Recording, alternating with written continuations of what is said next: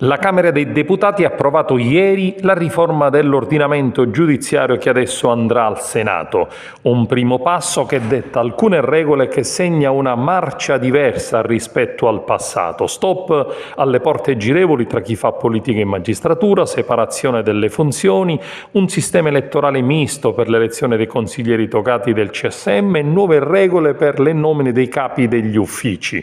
Soddisfatta la ministra Cartabia, che sottolinea come il testo approvato a Montecitorio è la riforma migliore possibile, ben consapevoli che tutto è perfettibile. Queste le sue parole.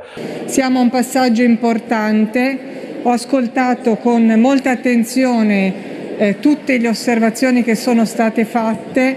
Credo comunque che in questo passaggio abbiamo proposto la riforma migliore possibile, ben consapevoli che come ogni riforma sempre tutto è perfettibile. Ringrazio tutte le forze di maggioranza e di opposizione per il contributo offerto. Un passo importante anche per il vicepresidente del CSM David Ermini, che parla di una riforma necessaria e urgente che dà compiutezza al percorso riformatore della giustizia avviato in questi anni. Le novità riguardano il sistema elettorale misto del Consiglio Superiore della Magistratura, binominale con quota proporzionale. È saltato il sorteggio dei distretti di Corte d'Appello per formare collegi che era stato inserito in commissione.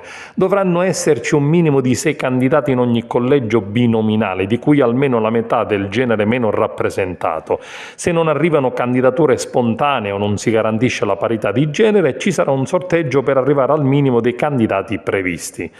Per quanto riguarda le nomine, avverranno per gli incarichi direttivi sulla base di un ordine cronologico delle scoperture. Saranno pubblicati online gli atti ed i curriculum. Poi è previsto nella riforma il divieto di esercitare in contemporanea funzioni giurisdizionali e ricoprire incarichi elettivi e governativi, sia per cariche elettive nazionali e locali, sia per incarichi di governo nazionali, regionali e locali. A fine mandato, i magistrati che hanno ricoperto cariche elettive non possono più tornare a svolgere alcuna funzione giurisdizionale. Il magistrato che si è candidato ma non è stato eletto per 3 anni non potrà tornare a lavorare nella regione in cui ha corso per una carica elettiva. Adesso quindi la palla passa al Senato della Repubblica.